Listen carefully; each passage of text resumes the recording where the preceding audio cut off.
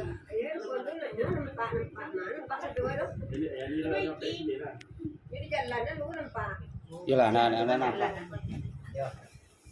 Bismillahirrahmanirrahim. Assalamualaikum warahmatullahi wabarakatuh.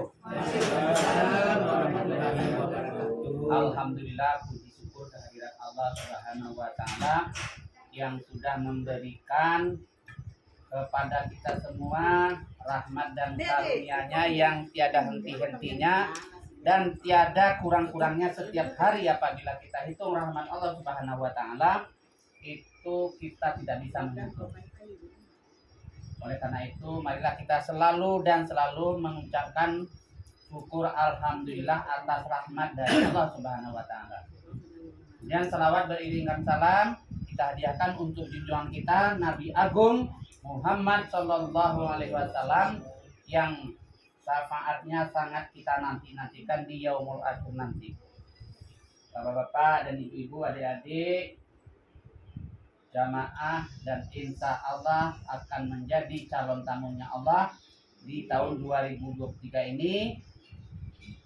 Terima kasih sekali atas waktu dan atas kesempatan yang kita bisa bersilaturahmi di rumah Joam Ian Dua Putra di Cangkat ini dalam rangka bersilaturahmi, dalam rangka belajar, dalam rangka kita mempelajari bagaimana nanti tata cara teknis untuk melakukan ibadah umroh. Nah, sebelumnya dalam kita beribadah untuk lebih khusyuk tentu awak harus sehat, betul tidak? Nah, sehat itu lahir dan batin, artinya di luar dan di dalam, fisik dan mental. Nah, bagaimana awak supaya sehat fisik dan mental, tentu yang harus dilakukan juga secara fisik dan mental. Nah, mungkin waktu tempoh hari kita pernah jumpa juga di sekolah, kita sudah memulai mempelajari bagaimana nanti tata cara sebelum pemberangkatan umroh. Nah, kita dalam beribadah sekali lagi harus sehat. Nah, oleh karena itu, mumpung masih ada waktu sebelum pemberangkatan, kita jaga kesehatan kita. Nah, cara menjaga kesehatan secara nanti fisiknya nanti dan secara non fisiknya sama-sama kita pelajari, sama-sama kita praktekkan dalam kehidupan sehari-hari. Nah, dalam kehidupan sehari-hari dengan cara yang sangat ringan, dengan cara yang sederhana, supaya apa? Supaya awak di tanah suci berbeda dengan daerah Malaysia, berbeda dengan daerah Indonesia. Oleh karena itu fisik awak harus sehat, harus kuat, ya kan? Kalau tidak sehat, tidak kuat, nanti sampai kita di sana, kalau kurang sehat tentu beribadahnya jadi terganggu, ya kan? Nah, perbedaan dengan Malaysia dengan Indonesia itu, dengan Mekah, Arab Saudi itu ada kurang lebih 4 jam. Jadi sekarang ini jam berapa nih? Setengah 12. Nah, setengah 12 berarti sana kurang 4 berapa? Berarti setengah 8 pagi itu, 8 pagi di sana baru. Berarti orang baru selesai sholat subuh, baru habis sarapan ini orang. Nah, di Mekah orang baru habis sarapan. Nah, sedangkan kita di sini kan sudah tengah hari. Jadi kalau perbedaan jamnya itu ada 4 jam, berarti nanti fisik kita juga nanti ada perbedaan 4 jam. Nah, kalau ada perbedaan fisik itu berarti kita harus menyesuaikan. Nah, kalau tidak bisa menyesuaikan berarti fisik kita harus tahan banting lah istilahnya kan. Jadi masuk ke daerah panas bisa oke, masuk daerah dingin oke, masuk daerah semi oke. Hanya kalau orang yang suka berpergian, kalau fisiknya tidak kuat, di situ misalnya Pekan Baru, di Pekanbarunya udah tidak cocok, udah risiko dong ya, itu kan? Nah, itu kan apa? Karena fisiknya tidak kuat. Nah, supaya kuat fisik itu, fisik aku yang harus jago. Nah, cara menjagonya yang pertama, kalau dengan cara zikir, dengan cara non fisik itu jaga sholat di awal waktu, itu yang pertama. Nah, kalau wajah sholat di awal waktu, insya Allah itu salah satu untuk membantu fisik kuat. Ditambah dengan sholat tahajud dan sholat duha, itu insya Allah fisik awak berbeda kekuatannya dengan yang lain. Cobalah praktekkan. Jaga sholat di awal waktu, kemudian tambah sholat tahajud, sholat duha. Nah, itu yang pertama. Yang kedua, belajar berpikiran positif, berpikiran elok, prasangka elok. Jangan sanu tuh, kok dia bilang kiden. Misal ya kan, itu kalau berpikiran negatif itu akan merangsang tubuh awak kurang sehat. Tapi kalau belajar berpikiran positif, insya Allah itu merangsang kesehatan awak semakin baik. Makanya belajar berpikiran baik. Karena Allah mengatakan, aku sebagaimana prasangka hambaku. Kalau hambaku berprasangka yang baik, ku beri yang baik. Kalau berprasangka yang jelek, ku beri yang jelek. Itu Allah mengatakan. Makanya belajar awak untuk berprasangka yang baik. Mulai dari sekarang, jangan lupa. Yuk kemana dulu? Kami kan asal sama ujian naik, nyup iman gue dia paling-paling aku pulang itu macam-macam kan.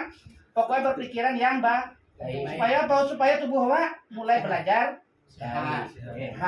Itu cara non fisik. Nah, cara artinya cara amalan zikir. Ditambah nanti banyak baca istighfar. Astagfirullahaladzim, astagfirullahaladzim, atau la ilaha illallah, ditambah dengan sholawat Nabi. Salawat kan banyak kali. Sallallahu alaihi Muhammad, sallallahu alaihi paling salawat yang paling bagus. Salawat Jibril namanya, yang sering dibaca.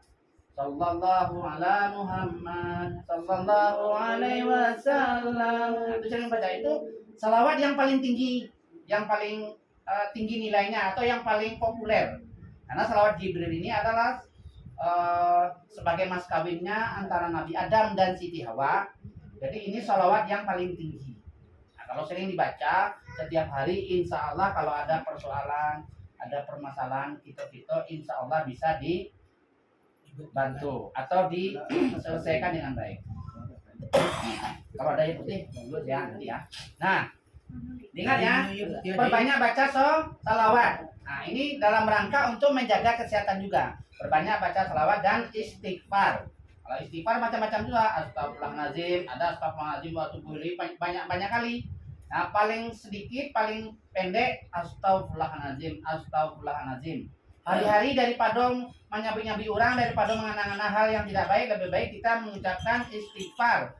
Astagfirullahaladzim, astagfirullahaladzim. Kalau resah pikiran awak minantu ulun pulang, anak ulun pulang, banyak baca istighfar. Di samping awak nelpon, ya kan? Jadi kalau banyak baca istighfar, hati tenang, pikiran tenang, akhirnya badan juga sehat. Itu secara Pak dalam hati mulia. Mulia. Nah, kalau misalnya ya, kalau misalnya tapi orang usah tapi Pak alamat mulia ya kan, tapi lebih baik minimal awak dengar kan?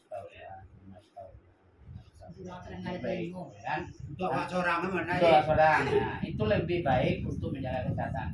Ambo alhamdulillah memang jauh berbeda rasanya kalau banyak mengucap.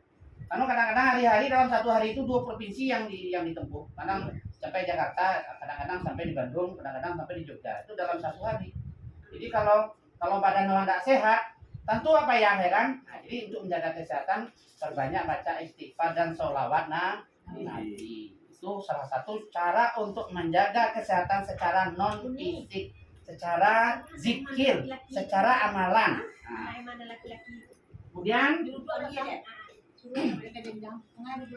kemudian sekali lagi, kenapa kok perlunya? Karena kita akan bepergian jauh. Kalau bepergian jauh berarti kan tubuh awak harus bisa beradaptasi dengan berbagai lingkungan.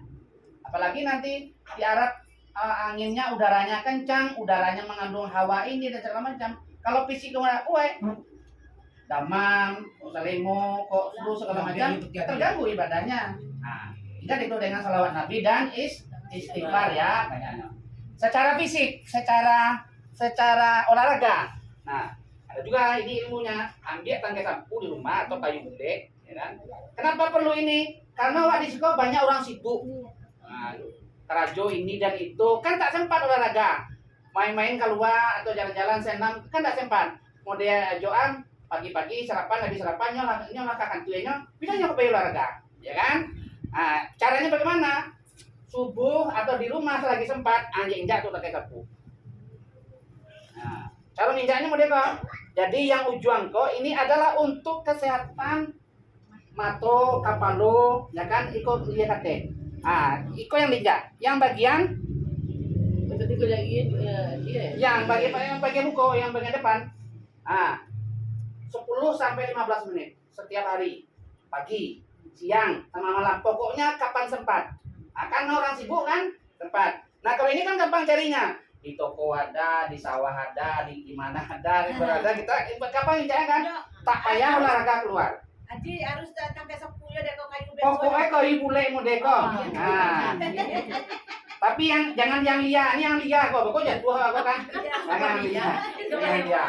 Ini bagian-bagian ujung ini kan. Tujuannya ini untuk leher ke atas. Orang yang sakit kepala, senang sakit kepala, matanya ada rabun-rabun sedikit. Nah, ini. Nah, ini olahraga yang paling efektif, tidak perlu keluar, biaya yang sedikit, tapi kena seluruh tubuh. Nah, ini perlu, kan? Nih, 10 sampai 15 menit, jangan lebih dari 15 menit, nanti cabai pula nanti angui berkobor yang ambil berkobor. Agak naik sedikit ini bagian ini ke bawah. Nah, lagi ini untuk lambung, usus, jantung, paru-paru. Nah, ini. Ya. Tuh, dipraktekkan mulai dari sekarang. Karena apa? Untuk membuat tubuh yang sehat, tak bisa salah bin kadabrah, harus proses waktu. Ya kan? Proses waktu. Anggu aja kan gua baru 2 tahun kok mengerti, ya kan? Waktu dulu tak paham, karena belajar macam ini. Ya. Nah, ini bagian lambung, bagian tengah. Kok aku gampang ngantuk, gampang capek, gampang lelah, tidak bersemangat, naik sedikit lagi. Bagian ini untuk semangat. Ya, 3 perangkai ini. Yang bagian yang sini, yang ini lambung, usus, paru-paru, bagian ini. Kalau ini untuk semangat. Kok gampang ngantuk aku ya, kok gampang lemas. Ini bagian bawah ini. 10 sampai 15 menit. Sama lah jadwalnya tuh. Ya. Kalau bisa 3 kali sehari, pagi, siang, sama malam mau tidur tak apa-apa. Kalau daripada keluar kan tak sempat kan? Nyamuk deh kalau mau je. Kadang kan kayu kok kita olah tadi beliau kadang apa mimpi kan tak kan. Jangan. Ya kadang mimpi kok kan tak ada pe. Kalau namanya mimpi ya. Mimpi. Paham kan? Lebih bagus lagi kalau lagi berdiri kayak gini sambil baca selawat, sambil tangannya gini tapi pakai tenaga dalam. Tenaga dalam tahu kan? Tenaga dalam tuh pokoknya dikeluar dulu. Jadi berada di dalam, dibuat tangannya gini. Ini untuk diabetes, asam urat, gaus segala macam ini bisa bantu. Tapi tegang tangannya tegang. Ini kami Mampan lah atau mampan. Mampan. Tapi pakai tenaga dalam, bukan sekadar begini aja, enggak pakai digerakkan. Ya ditegang tangan. Mengagit tagasor ya kan? Ya, tagasor tapi tegang. Kaki.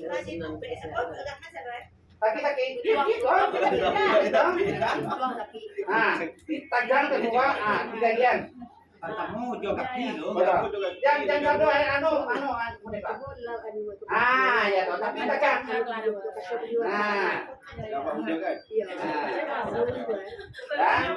Ini sama. Terasa kan?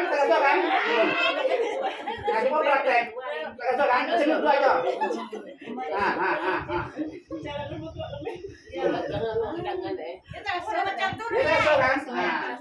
Diabetes, asam urat, kolesterol, tekanan darah tinggi, tekanan darah, mudah gantuk, nafas, karena belum biasa. Kalau ada dapat apa? Tak dapat dan digawin lah dong.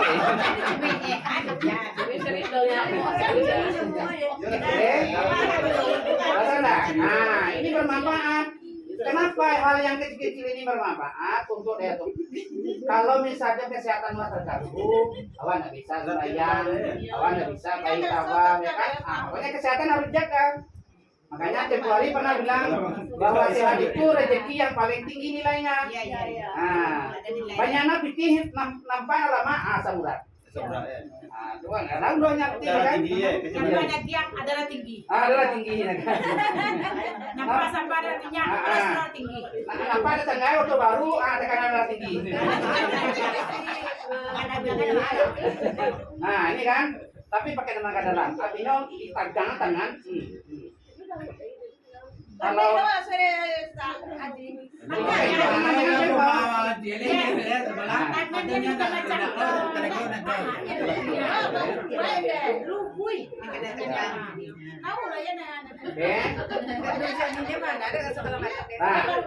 nah ini nanti praktekan ya.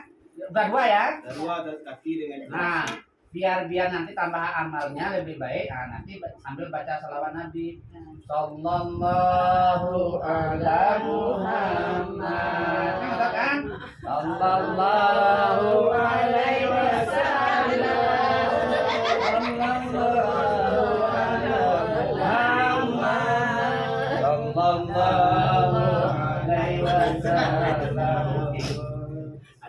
Contoh, ini untuk sekali lagi untuk menjaga kesehatan sebelum kita berangkat supaya beribadah jangan terganggu. Asa bau mau ceritakan mereka pertama mau pai dulu 2006 balik 2007 balik. Nggak ada ustadznya menyalahin waktu manasi dong. Dan jalannya cara tawa bacanya ini. Nanti caranya jadi orang umroh itu harus Islam ya. Jelas Islam lah, jangan.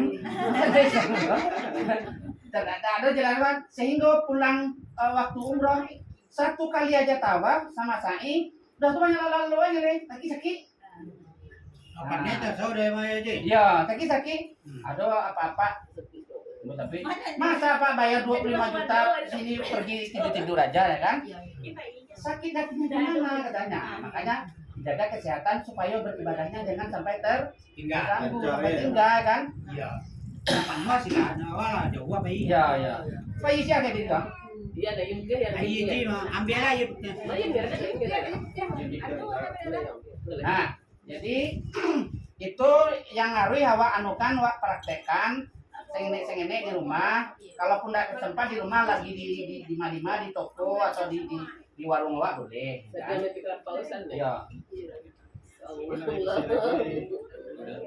Jadi Malima dia, kan? Jadi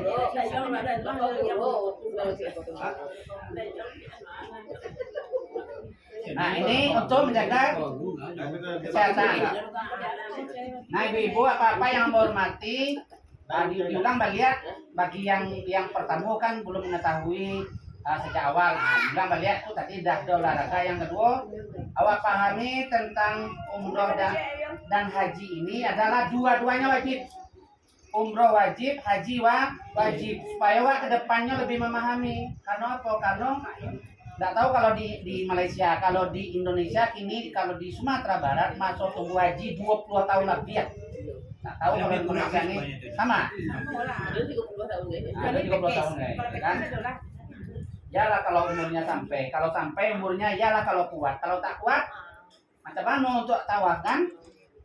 Karena tawaf itu kan tawaf dengan sa'i itu ada 7 kilo dengan berdesak-desaan. Kalau tak kuat bisi kawan ya, biwa durangnya diinjak ya kan? Oleh karena itu salah satunya adalah dengan haji langsung berangkat. Tapi kalau di Malaysianya 1.000 rupiah. Ya. Nah, kalau haji yang langsung berangkat. Plus. Kalau haji kalau di Indonesianya 310 juta. Ya. Daftar yo haji 310 juta daftar langsung berangkat. Haji plus. Kalau yang menunggu 5 tahun sampai 7 tahun itu 2 juta. Ini mahal kan? Oleh karena itu salah satu-satunya adalah umroh. Nah, memang di kampung atau sebagian orang menginformasikan umroh itu sunnah, haji aja yang wajib, daftar haji aja. Sebenarnya itu enggak salah, cuman tapi juga belum benar karena haji dan umroh itu dua-duanya wajib. Al-Quran mengatakan wa atimul hajja wal umrata lillah. Nah, itu di dalam Al-Quran 196. Wa atimul hajja wal umrata lillah. Laksanakanlah haji dan umroh karena Allah. Itu Al-Baqarah 196. Dua-duanya wajib. Nah, bagi yang belum pernah. Kalau yang sudah pernah nanti baru itu sunnah. Nah, kemudian memang ada perbedaan antara haji dan umroh. Apa perbedaannya? Kalau orang haji pergi ke Padang Arafah, ini mau membuat tenda, menginap. Tapi kalau orang umroh cuma lalu saja di situ. Paling-palingnya setengah jam, 1 jam di Padang Arafah. Nah, Padang Arafah tempat ketemuan Adam dan Hawa. Aduh foto-foto kan namanya aduh yang aduh Batu-batu. batu-batu. Nah, Ya. itu di Padang Arafah. Kalau orang haji wajib buat tenda, wajibnya menginap di situ. Kalau enggak sah hajinya. Tapi kalau orang umrohnya di situ saja. Tapi cuma setengah jam foto-foto segala macam. Jadi aku tempat Adam dan Hawa. Nah, yang kedua perbedaannya antara haji dan umroh, apabila dia berada di Mina, apabila dia tempat di Mina, dia melontar, dia batu kerikil, dilempar itu umroh. Itu di waktu haji. Kalau orang umroh cuma lewat doang. Besok kita nanti kalau haji di sini, ini melempar jumroh nanti sini. Orang kita umroh lewat juga di sana. Cuma itu doang perbedaannya sama bulannya. Kalau orang haji di bulan Dzulhijjah, Mabuk. kalau umroh bebas. Kami manasi kan mah. Nah, jadi perbedaannya itu. Jadi bacaannya sama, tawafnya tempatnya Haji. sama. Yang membedakan Haji, cuma haji, itu doang, yang dua itu. Kategori sekoan. Nih. Kategori.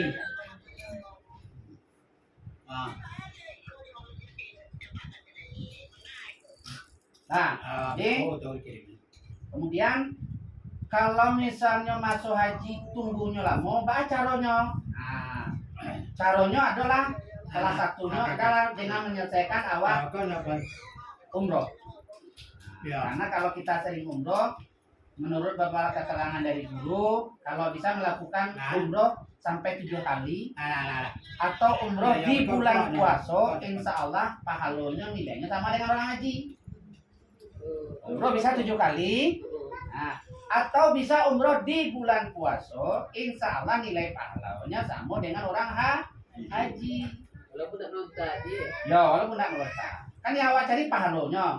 Ditambah dengan awak kalau di Indonesia, kalau di Malaysia, kalau di hari-hari sampai awak selesai melaksanakan salat subuh, tunggu 1 jam sambil berzikir, sambil mengaji, baca Al-Quran, ditutup dengan sholat surut atau salat sunat surut 2 rakaat, insya Allah pahalanya sama dengan pahala orang berhaji. Di rumah boleh nggak? Boleh aja. Jadi yang penting 1 jam selesai melaksanakan salat subuh, awak tetap berzikir, tetap istighfar, tetap baca Al-Quran, walaupun sambil masak, sambil mencuci bulia, yang penting masih dalam keadaan wudhu, awak tetap berzikir. Kemudian ditutup dengan sholat sunat suruk. Usalli sunatan suruk, Allah kata ini lillahi ta'ala. 2 rakaat, tutup dengan doa. Insya Allah pahalanya juga seperti orang berhaji. Jadi selesai salat subuh, jangan main-main dulu, jangan ke pasar dulu apa semacam. Di rumah saja sambil masak, tapi tetap berzikir sambil dalam keadaan berwudu. Nah, ditutup kalau nggak salah di Malaysia jam 7. Suruk. SYURUQ. Suruk. Usali sunatan suruk 2 rakaat. 2 rakaat. 1 jam kurang lebih. Nah, jadi kalau misalnya selesai zikir, baca-baca Al-Quran, kalau misalnya sambil minum kompor, sambil masak, boleh lah. Berarti sebelum duha Bukan Sembahyang sebelum duha. Duha kan ada sebalik. Nah, kalau duha antara jam, kalau di Malaysia jam 9 sampai jam 11 lah. Kalau Malaysia, kalau Indonesia jam 8 sampai jam 10. Kalau duha itu kalau untuk menyukuri nikmat yang diberikan kawan, sehat, tulang, daging, itu dalam rangka menyukuri. Nah, di samping untuk tambah rezeki. Nah, kalau orang awak berdagang, sholat sunatnya sebaik-baiknya minim 4 rakaat buat bulan. Tapi kalau tagage kasasana awak minim 2 rakaat sholat sunat duha. Itu dalam rangka awak bersedekah. Bersedekah bahwa kan dia rahmat oleh Allah. Ya dia daging, dia tulang, dia hangok, bisa mengecek macam itu apa lalu sedekah taruh menaruh. Nah, awak bisa sedekah taruh menaruh, lakukan minim sholat duha 2 rakaat setiap hari. Kalau awak berdagang, kalau awak mengalih, ampe banyaknya beko 8 rakaat, beko daging pembeli dia nunggu jangan banyaknya sholat duha. Tidak ampe lah ya kan. Nah, sebaik-baiknya sholat bagi orang laki-laki adalah di rumah kecuali sholat wajib.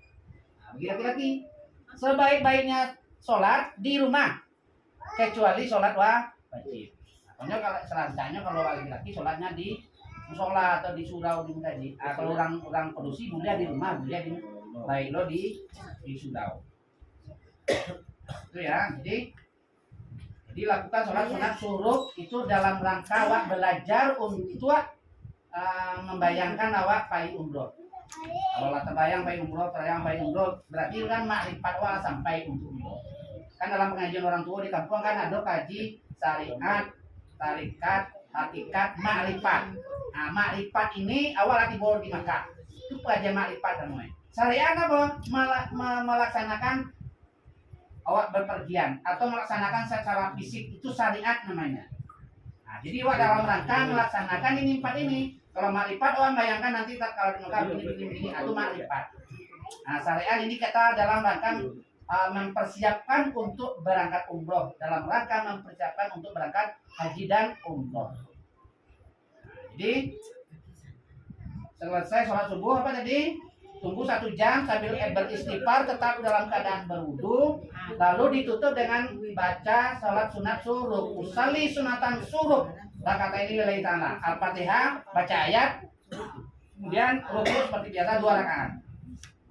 Nah, tapi dalam rangka melaksanakan sholat sunat suruk tadi, sholat subuhnya jangan lupa di awal waktu. Tempoh hari kan kita jelaskan sebaik-baiknya amal yang dicintai oleh Allah Subhanahu wa taala adalah 1, sholat di awal waktu, menjaga silaturahmi, kemudian menghormati menghargai orang tua yang dituakan. Itu amal yang dicintai oleh Allah Subhanahu wa taala. Kalau tadi dulu Ustaz, kalau talalo awak misalnya talalo rina jam 9. Di semayang subuh sah lihat. Kalau betul talalo ya boleh. Boleh kan, tapi jangan ditinggalkan semayang Ya, subuh. Kan? kalau betul talalo iya. Makanya supaya nak talalo kini kan zaman oke. Namanya canggih, ada HP, pasang alarm. Supaya jangan talalo. Jadi jangan ditinggalkan. Nah, dan sabalun awak kalalo dinian semoga awak jago tepat waktu. Insya Allah akan jago awak. Nah, tapi kalau ada lagu jago awak ulang lo balik itu akan naik lah. Tapi ya boleh sih kan. Ah. Kalau aku nak masuk sini yang tadi sembilan subuh tadi itu kan. Terlalu. Abang mula pak sembilan. Tapi kalau semayang wajib, ini ada 2 semayang subuh tadi kan. Tetap ada, namun ada lah. Bukan. Iya. Dikata lagi ya. Sebab Bukan, tetap aja. Kalau betul-betul talalo. Bukan. Ada orang terangnya ustaz menyebutkan. Nak ustaz di subuh ini dah. Ustaz di pada Usalli pada keadaan subuh ini. adik kata sebab waktu habis. Adik kata lagi sebab solat tadi tinggal. Aku nak ada wajib subuh ada di kata sebabnya lah tinggal solat. Itu ada nanti di pikirnya nanti ada itu. Tapi tu tanya lah kan. Nah, nanti pikirnya ada itu. Nah, kata dua bodoh dengan itu, do nabi jalan loko ya kan, do nanda do kata, aku bodoh tuh lagi semua yang Langsung betul-betul dengan talalo. Tapi jangan ditinggalkan. Karena saya kan solat. Dia tahu ini kan. Oke, lanjut ya. Nah, jadi kalau betul-betul talalo. Nah, itu cara-caranya. Nah,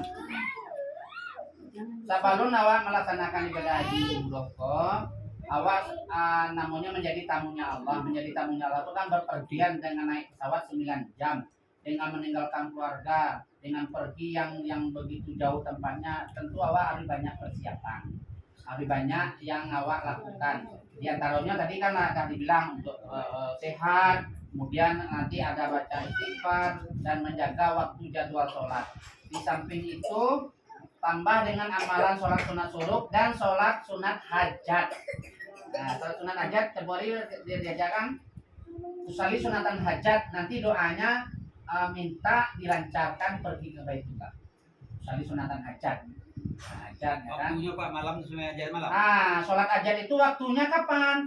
Mau tidur selesai sholat isya atau mau tidur boleh. Bangun tidur itu lebih baik 1 jam menjelang subuh, super baik. Sama yang dia mau tidur baik. Nah, bangun tertidur atau malam jam 1, jam 2 atau jam 3, awak ambil wudhu, awak lakukan salat hajat. Itu lebih baik.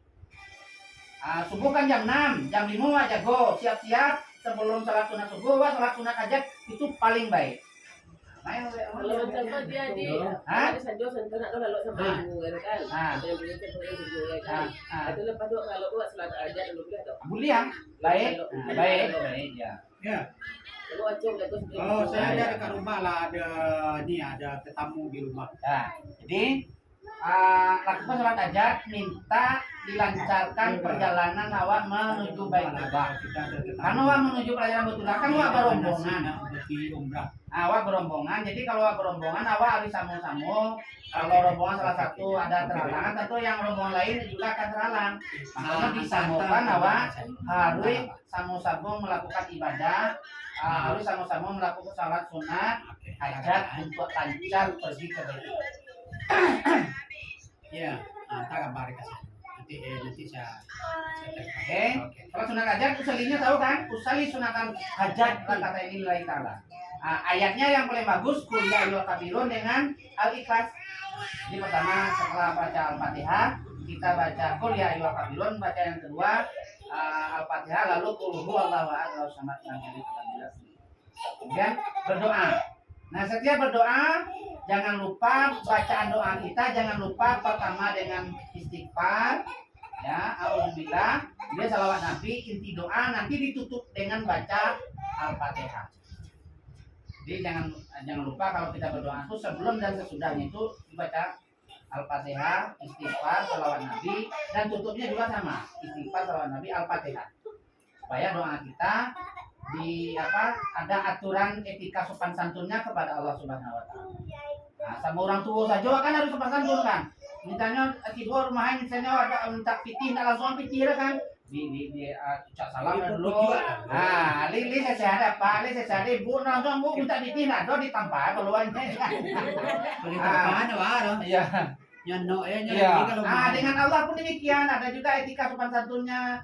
Kita minta ampun ya Allah, mohon ampun kata ampun ya Allah, dipuji-puji dulu Allah, alhamdulillah, dipuji dulu Allah. Kemudian salawat Nabi, seperti Nabi, Allah mencontohkan seperti Nabi, berarti etika sopan santunnya model itu kalau berdoa. Nah, nanti ditutup juga dengan salawat Nabi, istighfar dan Al-Fatihah.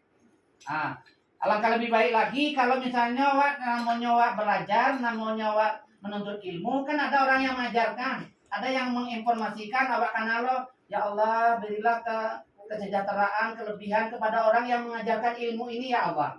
Nah, supaya apa? Supaya ilmu itu istilah orang kampungnya janjang naik, batang turun. Oh yang ngajar, kok yang menginformasikan itu, berarti orang kok tahu buat terima kasih. Nah, jadi jangan dibaca aja, alangkah lebih baiknya juga seperti itu. Terima kasih ya Allah atas menurunkan ilmu ini yang memberikan informasi ini. Nah, ditambah dengan itu lebih baik lagi. Nah, dan itu adat istiadat atau etika sopan santun untuk berdoa. Nah, dan ingat sekali lagi apa tadi amal yang dicintai oleh Allah. Tempoh hari kita pelajari sholat di awal waktu. Maksudnya sholat di awal waktu itu pas azan di musaji, kemudian qomat sholat itu sholat di awal waktu. Nah, kemudian jaga silaturahmi ini wajib. Nah, karena kalau misalnya sholat aja di awal waktu, silaturahmi kita tak dijaga, itu juga tidak baik. Apa silaturahmi yang menjaga silaturahmi ini? Hubungan antara awak dengan Allah, hubungan antara awak dengan saudara, hubungan dengan awak dengan tetangga, hubungan antara awak dengan anak, dijaga. Kalau ada berang-berang bangi-bangi buliah, namanya manusia ada emosinya, tapi jadi dendam, apalagi sampai 3 hari. Kalau sampai didendam silaturahmi 3 hari itu tak baik, amal wa tak diterima. Upaya wa duduk tagak lakuang simen semayang laitan kan dia. Silaturahmi lu jaga, begang wa dia kakak udah sana boleh. Tapi jangan sampai baik gaman sampai 2 hari. Nanti percuma awak beramal kalau silaturahmi tak dijaga, karena itu amal yang dicintai oleh Allah. Ya kan? Jadi gara-gara silaturahmi itu sembahyang apa segala macam bahwa enggak diterima oleh Allah. Yang ketiga, menghormati, menghargai orang tua dan orang yang dituakan. Orang tua itu ayah ibu. Walaupun ayah ibu mungkin tak sembahyang segala macam, tetap menghargai sebagai orang tua. Minta sembahyang ini kaki misalnya kan, tetap menghargai sebagai orang tua. Tidak boleh lawan nak menghargai dong. Kemudian orang yang dituakan, guru, kok mama, guru ngaji, ustazah itu wak hormati sebagai dia orang yang dituakan. Nah, itu dalam rangka untuk menjaga amal awak. Nah, bapak-bapak, ibu-ibu yang hamba hormati, kemudian sesudah awak mempersiapkan hal-hal seperti itu hari-hari, kemudian awak menjaga sholat awak, kemudian awak tambah banyak membaca Al-Quran, tambah banyak nanti membaca zikir-zikir. Supaya apa? Supaya awak akan menjadi tamu Allah ini harus orang-orang pilihan. Jadi orang yang dipilih oleh Allah Subhanahu wa taala itu adalah orang yang menjadi tamunya pergi ke tanah suci, bukan sembarang orang. Kenapa? Karena Allah memberikan kemampuan kepada orang yang punya niat, bukan memberikan niat kepada orang yang punya mampu. Artinya walaupun nyo kayo, walaupun nyo kuat, sehat, tapi enggak, banyak orang yang enggak bisa pergi tanah suci kan. Nah, tapi dia kurang sehat, baik ekonominya maupun fisiknya, tapi dia bisa berulang-alik ke tanah suci. Itu Allah memberikan kemampuan kepada orang yang punya niat. Memang sudah diniatkan dia untuk beribadah menjadi tamunya Allah. Hanya supaya awak menjadi tamunya Allah, diberikan kemampuan oleh Allah Subhanahu wa taala, makanya awak harus banyak mempersiapkan diri awak untuk pergi ke tanah suci. Nah, mempersiapkan dirinya di antaranya tadi ada dengan baca istighfar, dengan berolahraga, dan dengan menjaga sholat awak, ditambah dengan sholat tahajud, sholat duha, dan sholat subuh. Tuh. Nanti kalau urutan-urutannya nanti boleh tanya via HP, WA, nanti caranya gimana, nanti akan kita perjelas lagi. Nah, kemudian bapak-bapak, ibu-ibu yang hamba hormati, awak dalam perjalanan menuju Baitullah ini yang disebut dengan kata-kata singkatnya umroh atau haji, itu artinya apa? Proses menuju Baitullah. Jadi umroh, kata-kata umroh, kata-kata haji itu bukan pangkat, bukan jabatan kehormatan, bukan, tapi sebutan bagi orang yang pernah menuju pergi ke Baitullah. Proses menuju Baitullah artinya kata-kata haji, kata-kata umroh itu artinya itu orang yang sudah pernah pergi ke Baitullah atau proses menuju Baitullah. Itu kata-katanya singkatnya itu umroh atau haji.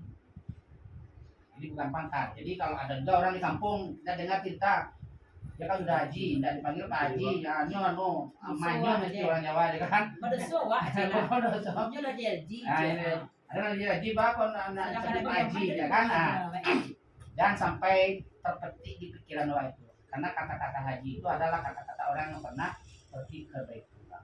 Bukan gelar kehormatan, bukan gelar orang yang berpangkat, bukan. Anak namanya tulis dari kamu Haji Yani. Aku ndak ada kata-kata haji do anakmu kan. Namun mesiles do karena anak haji hilang.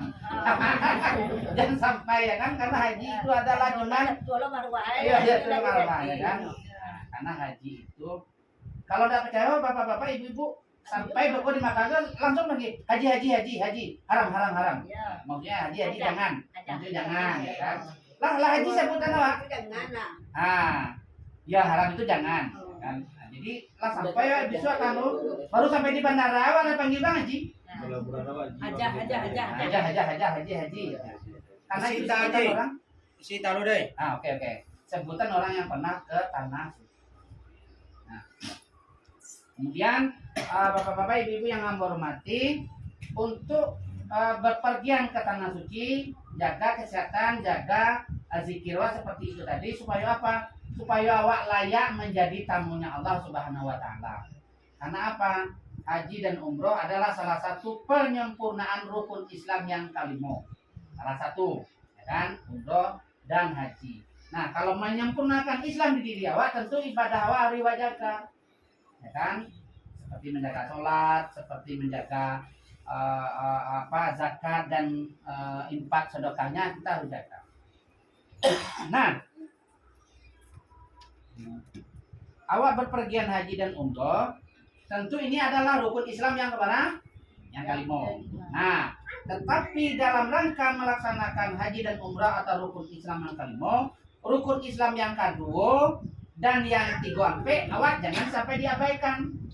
Maksudnya awak sampai diabaikan. Dalam melakukan perjalanan umroh tentu awak melewati waktu. maksudnya melewati waktu sholat, betul tidak? Nah, sholat awak di dalam perjalanan melakukan ibadah haji dan umroh pun tidak boleh diabaikan. Makanya, beko makirim malo di HP, tata cara caranya melakukan sholat di dalam perjalanan. Nah, sebelum melakukan sholat, berarti awak melakukan wudu. Nah, cara wudu di dalam perjalanan. Itu awak harus pelajari, awak harus ingat, awak harus apa dari ini. Yang ambo sebagai orang yang ngajak, menginformasikan, memberitahukan bagi yang belum tahu. Kalau yang sudah tahu, mengingatkan kembali supaya dilestarikan pelaksanaannya. Nah, caranya awak melakukan wudhu, caranya melakukan sholat di dalam perjalanan. Supaya apa? Jangan gara-gara mencari penjahit, tapi hilanglah tiang. Paham kan maksudnya kan? Gara-gara melaksanakan rukun Islam kelima, rukun Islam keduanya sholat itu diabaikan. Jangan sampai.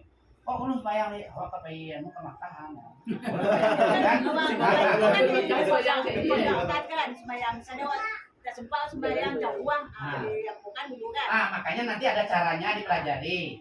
Beko kiriman ke WA aja, tapi sebelum WA, ambo jalan dulu via Soboko, ya kan? Nah, caranya melakukan perjalanan, sholat di dalam perjalanan, baca caranya. Pertama wudhu dulu.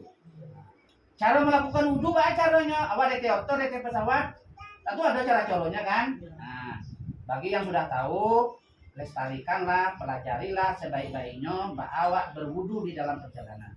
Kalau bagi yang belum, tambah ilmu baru, ya kan?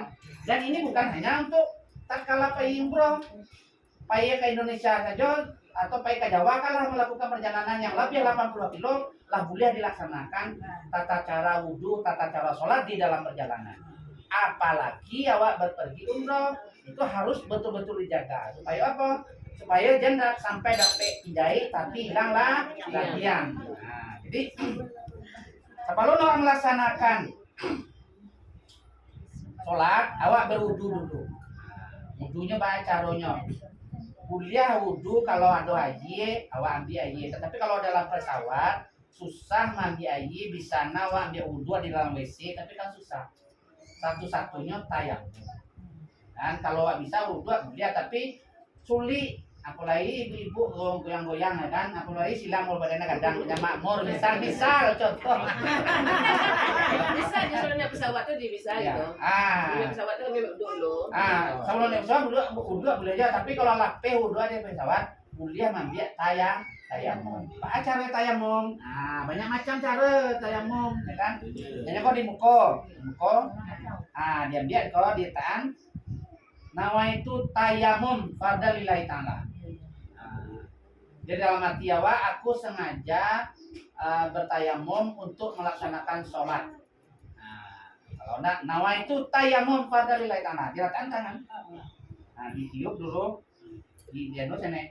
Supaya apa kalau ada khasiat ditiup di pian itu di belakang apa? Satu kali aja. Satu kali lagi. Tadi kan yang injak sini atau misalnya sini kan. Udah tuh dia lihat sini. Jangan psikolog tapi dia lihat. Itu lah di TV kan nang kedua bukan dia lihat. Iya, bisa. Ditukar tampaknya kan. Nawaitu tayamum fardalillahi ta'ala. Tadi kan muko dengan tangan kan, di kemudian kamiang dengan telinga. Nah, ketiga bukan dia dulu melihat di kursi atau bukan kaki. Sudah selesai. Baca doa seperti biasa.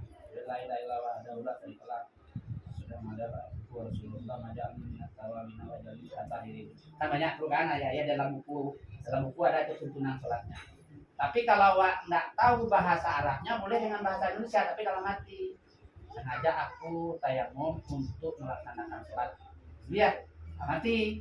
Tapi itu kan gampang kan, nama itu tayamum. Kan gampang kan? Padahal lillahi ta'ala. Katakan. Supaya apa? Karena salat diantaranya kita berwudu. Ambil wudu. Nah, kemudian setelah melaksanakan wudu, awak melaksanakan sholat. Sholat tetap seperti biasa. Tetap iqomah, tetap baca ayat, tetap baca Al-Fatihah seperti biasa. Cuma kalau awak salah di dalam perjalanan, awak diagih bonus, awak diagih hadiah oleh Allah Subhanahu wa taala. Hadiahnya apa? Satu, boleh menjamak sholat. Apa Apa menjamak sholat? Menjamak sholat ini menggabungkan dua sholat. Kali jalannya. Nah, zuhur dengan asar, ya kan? Maghrib dengan isya. Itu yang boleh digabung. Nah, kalau subuh tak boleh digabung. Nah, kalau subuh sendiri. Nah, terus menggabungkan sholat, misalnya tadi wade kano pertengahi sholat asar tapi digabung dengan maghrib tak boleh. Maghrib dengan asar tak boleh digabung. Jadi yang boleh digabung itu apa? Zuhur dengan asar, maghrib dengan isya. Dah. Nah, itu aja, kan? Tuh, itu hadiah pertama oleh Allah Subhanahu wa taala. Hadiah kedua oleh Allah Subhanahu wa taala itu boleh mengkosor. Mengendian jadwal sholat. Nah, P jadi dua. Contoh, zuhur ampe jadi dua. Asar jam ampe jadi dua. Isya ampe jadi dua. Maghrib dengan subuh tak boleh lagi dipotong. Nah, maghrib masa ada 1,5, ya kan tak boleh. Subuh tetap 2 rakaat. Nah, usalinya apa? Nah, beko mau kiriman. Tapi kalau anda ngerti payah ma apa usalinya, kuliah dalam hati.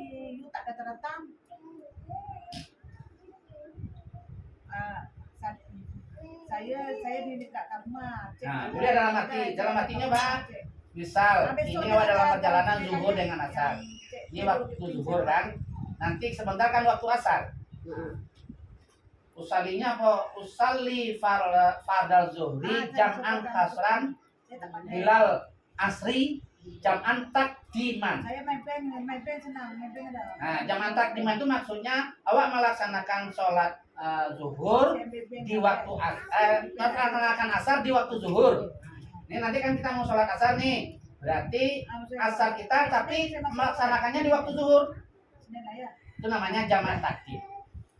Nah, kalau kita tidak hafal bahasa Arabnya, nanti dikirimkan via WA, lengkap itu nanti. Udah ada halaman sekian-sekian, bacanya juga ada. Tapi kalau tidak hafal, boleh bahasa Indonesia tapi dalam hati.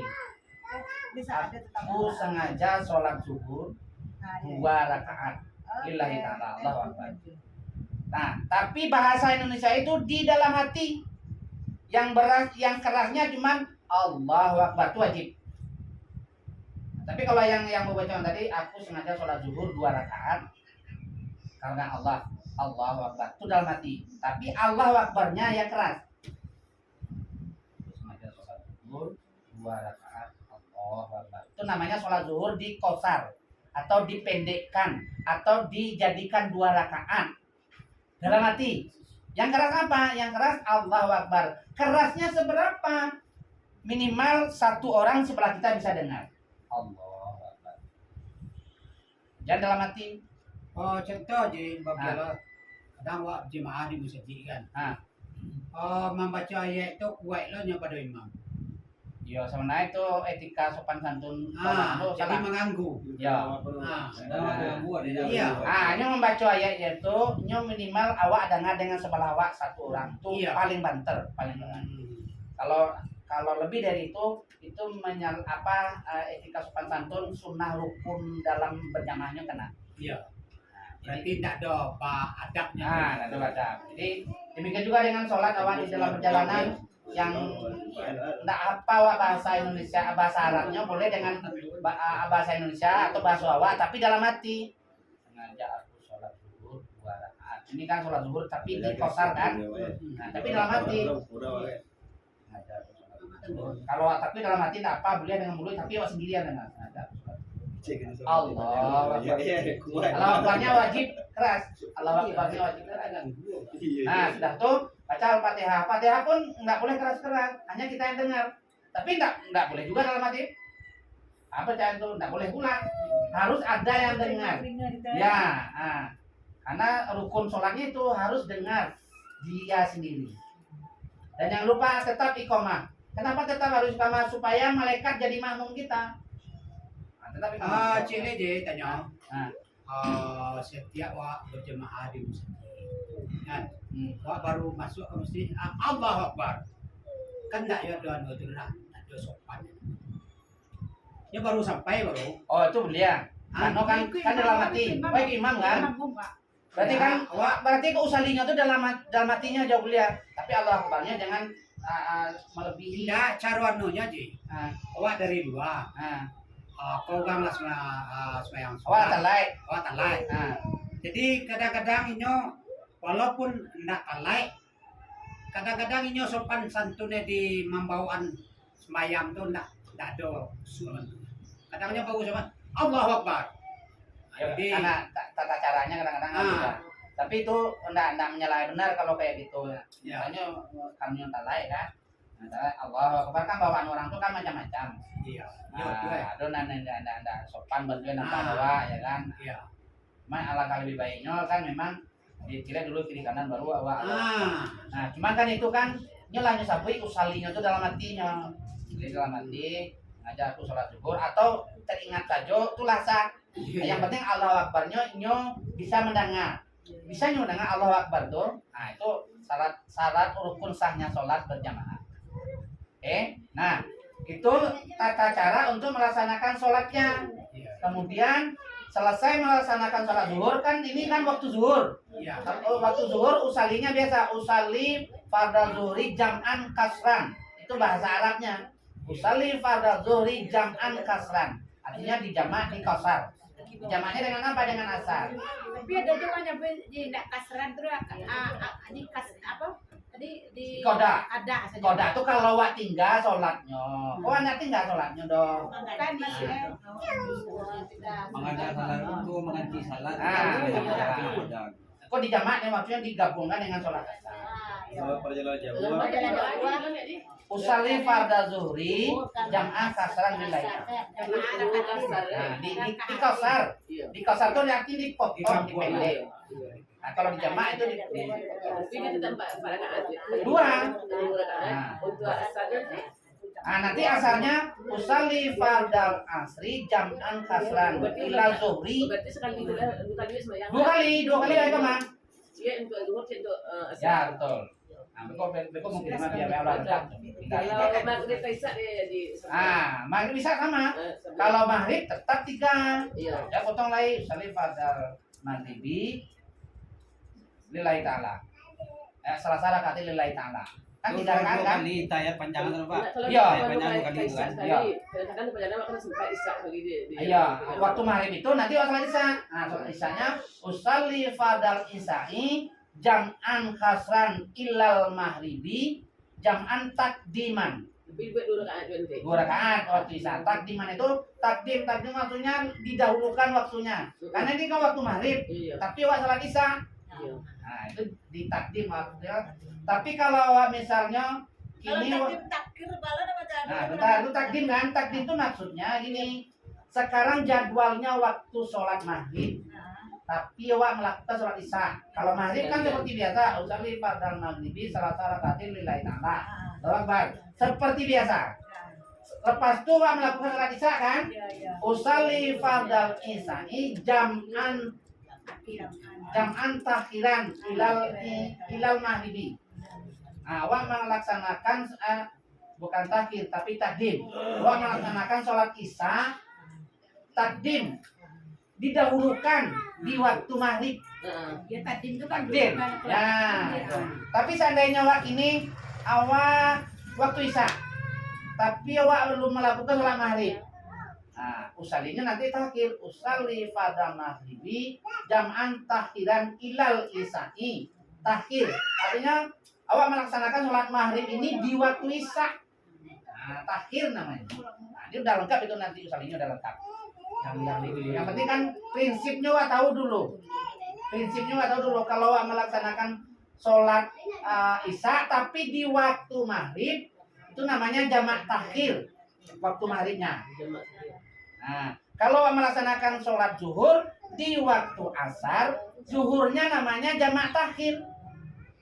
Tapi kalau melaksanakan sholat asar di waktu zuhur itu namanya jamak takdim bagi sholat asarnya. Oke, paham ya? Nah. Kemudian kalau tahiyatnya gimana? Berarti kalau misalnya zuhur dengan asar jam tahiyatnya panjang dua-dua, tidak ada yang tahiyat pendek. Tetap selesai 2 rakaat, awal iqamah laksanakan lagi sholat asarnya. sama. Ini sama, ya kan? Nah, itu yang awak harus lakukan. Kemudian tapi kalau orang Siko nggak perlu diajar, nggak pernah naik pesawat satu ya kan. Jangan naik pesawat nama pencet untuk toilet segala macam, udah paham kan? Karena itu penting. Karena misalnya kalau awak manahan buang air kene, buang air gadang di dalam perjalanan, beko terganggu kesehatan lo, terganggu lo apa ibadah. Tapi kalau orang Malaysia, kau nyala pernah di kampung Malaysia, berarti lah pintar-pintar lah, lebih pintar lah daripada orang kampung sikit ya kan? Sedikit ya pintar ya. Sikit lah, kan tak banyak pun. Tak ada apa lah tuh. Lah paham lah tuh kan cara pencet toilet di mana ya kan? Tak apalah. Jadi, nah yang perlu dijaga ditingkatkan saja. Yang perlu itu dia tahu Pak Hah? Dia tahu kan. Yang tetap kantin lah. Nah, di tiap pesawat tuh lihat kan tuh. Bulia siapa larang? Kita tinggi kan bulia. Mana wah baun tak baun tuh nya tuh Iya. langsung. Ada misalnya dia Apa itu jalan bukan pantai lo, pantai juga makan. Nah, jadi kalau di dalam perjalanan misalnya mau ambo kan paminum kopi, paminum air panen. Ambo bawa taruh main yang ini kan. Nah, di sini panen kadang-kadang di bandara tuh minum air dulu Pak. Iya. Kadang-kadang minum separuh mau masuk melihat kan masih bisa kan. Tapi kalau botol aquanya sudah buang sudah tinggal ya kan. Tapi kalau termos iya Pak, saya minum Pak. Tapi tidak diambil masih di sisa. Iya kan? Sebijak kita 3 jam ini sampai 3 jam lah, boleh kami bawa dia nih, kalau pola, lalu tadi bawa dalam. Bapak dia. Nah, kalau makan kan banyak yang melayani. Banyak melayani. Udah cepat abang kalau di Malam tadi Aman. Tapi kalau orang sekali lagi kalau orang Malaysia kan enggak perlu diajar kan banyak tuh jenis makanannya. Oh, yang seafood, yang mie, ya kan? Dan bedol orang Jawa. Orang awaknya udah ngerti bahasa itu. Dia tanya, aku makanan itu udah lama. Padahal pilihan banyak ya kan. Nah, tapi kalau orang sini kan udah bisa semua. Bahasa Inggris kan udah paham. Cik lilo mau bukan lah Pak Ino gitu. Jadi iko lorong uang Malaysia, iko lorong uang Indonesia. Itu di mana? Di Makkah atau di pesawat? Di Makkah kalau Makan juga makanan kok. makanan sarapan pagi kok Ji. Jadi nanti dibahas. Ya nanti dibahas nanti itu. Jadi yang kamu lembo makan mie kok. Jadi aku bila kartu nama mo to, foto kuyan, ada nama nampak le. Kalau lagi ke Indonesia kok. Lenda ada. Ayo itu kurang halal lah. Bukan hak awak kan?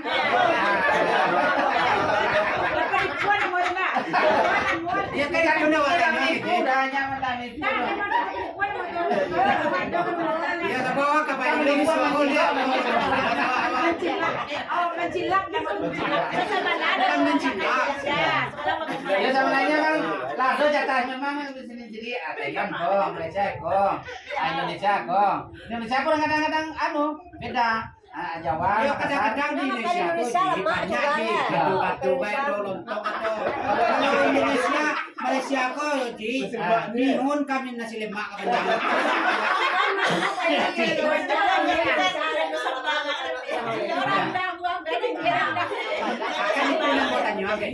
Itu sebenarnya tak boleh. Dia mau disuap aja nak bawa dulu. Kalau tapi awak baca aja. Awak separuh Indonesia dolar bayi awak. Separuh dolar Malaysia. Baca roy. Oh itu kan bukan itu masalah itu Jong.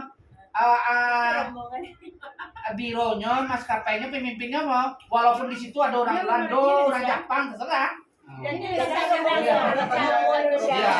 Bicara rombongan ya. Nah, ada. Lepas tu dia dapat gaji di sini dia tanam dia Dia tuh enggak punya makanan itu juga kan. Nah, oke. Nah, ini kita dalam perjalanan kalau di atas Iya. Kalau di atas pesawat kan udah paham kan cara pencet toilet, cara pencet apa kan udah paham. Karena kalau ditahan-tahan beko awak nak ke sungai, awak nak madu jadi ditahan beko di bosinan awak nak sehat betul kan? Nah, tetap harus dijaga kesehatan. minumnya lah di atas pesawat kan bisa buang Tapi haji. kan nak buat apa Madura dulu sinana. Serius-serius kan. Oke. Nah, itu awak harus inge-inge dan di dalam perjalanan itu atau selagi persiapan yang buat kami dari tadi itu yang namanya awak banyak berzikir, banyak istighfar itu sangat-sangat paragu. Iya, iya. Karena istighfar itu adalah istighfar itu jalan keluar bagi orang yang lagi masalah. Istighfar itu adalah bisa membantu kesehatan bagi orang yang terganggu kesehatan. Istighfar itu adalah membantu menjernihkan pikiran bagi orang yang lagi galau. Kan zaman ini zaman kami dulu nggak ada galau-galau tuh, aku nggak galau. Kalau banyak awak istighfar, insya Allah itu akan sangat membantu. Ditambah dengan salawat Nabi. Salawat Nabi banyak macam, banyak cara, tapi yang paling rancak aku tadi sallallahu alaihi wasallam. Bosan awak misalnya dengan baca-baca boleh dibantu dengan HP yang ada iramanya sallallahu ala Muhammad. Nah, nanti dibaca pakai itu. Pakai bisa telinga tuh ya? Iya, Jangan iya. ada nenu. Iya, iya, ya kan. Hati-hati kadang-kadang kalau kalau kagina lo kan tuge kan di mana lo kayak lo ya kan. Dia macam mana dia lo kuangan ya orang tangan orang dulu. Tidak ada di sekolahnya dia. Tapi kalau acona itu kan ada orang mengecek kalau kok anu jadi Rusak lo penangan. ya ya. Kalau nanca handset itu ada yang cie mau Ya yang saya salah yang sama lain kan biar masih bisa beradaptasi berbicara dengan kawan awak. Kalau dua sumbe beko ada nanti para luar beko wah tuh nih 50 meter nih kecil kan tapi dia wah telinga wah sumbe kan dua kadang ada tinggal beko Ya sudah ya jika juga lah pada memang dia jangan tuh di lepu ya. Akunya kalau nanca handset itu cie aja baca itu. Nah itu nanti kalau pakai handset kan perlu tuh. Tidak maksudnya teh penambang. Untuk pakai teh dapat penambang. Dia terbang aduh nih dia. Ya kadang-kadang dia cek kepada bandu ada lo pengumuman beko kan. Berarti ada bayang nol lah dia. Angin apa enggak Betul ya. Jangan lupa istighfar dengan salawat Nabi. Nah, dengan dong istighfar dengan salawat Nabi itu jangan lupa itu sesering mungkin awali baito. Nang kedua berpikiran positif dan berpikiran elok nang bosabi tadi itu harus dilatih dari kini. Karena ambo lah banyak pengalaman, lah banyak mencari ya. Gara-gara berpikiran naindah elok, memang kejadian kalau di Makkah sama di Madinah itu kejadian. Ambo sendiri mengalami. Ambo dari Madinah, di Madinah itu dinginnya sabale derajat, dingin kesalahan. Paca-paca bibir wa. Wa kapai ke Makkah. Oh, di paca-paca ni, kau nak lama itu boleh Makkah. Yuban nanti boleh makan ada nak lama dah. Aji mau minumnya. Paca bibir sadana ada lama dah.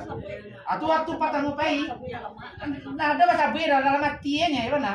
Oh, dalam mati sampai Dalam matian, nah dalam matian gue mau sabuinya. Iya lah. Paca bibir sudah ada lama pokok di boleh makan. Ayo. Yuban nanti boleh makan ada lama. Oh. Iya di itu. Ah, Kalau jadi orang PJMN bang aja. apa lagi bang PJMN? Kalau PJMN. Wak kan naik. Contoh ada macam mana PJMN. Nah, jadi latihan dari kiri, latihan dari kiri pikiran positif, pikiran yang elok-elok, kataan yang elok-elok. Nah, beko nanti lanjutannya beko tuh ada tuh. Kalau wak laniai, kalau kapai umroh tuh beko bah pikiran awak, bah foto-foto awak, aku nenalan. Itu hari dia tuh. Ini berarti satu jam berapa orang semayang? satu 20 aja. Nah, sini dikat dulu. Dikat dulu nanti awak akan dilanjut nanti tata cara nanti hukum-hukumnya nanti orang untuk umroh itu nanti lepas zuhur awak bahas. Nanti lepas zuhur menjelang asar awak selesai. Nanti lama-lama nanti dicari cucu awak alun bercucu lain alun jadi awak atau. Nah, sementara ditutup dulu. Wabillahi taufiq wal hidayah. Assalamualaikum warahmatullahi wabarakatuh. Waalaikumsalam. Dalam olah hal ini boleh tanya jawab dulu. Siapa yang tanya lah kayak Ji. Tanya dulu. Pak Ji Yawan mau tanya.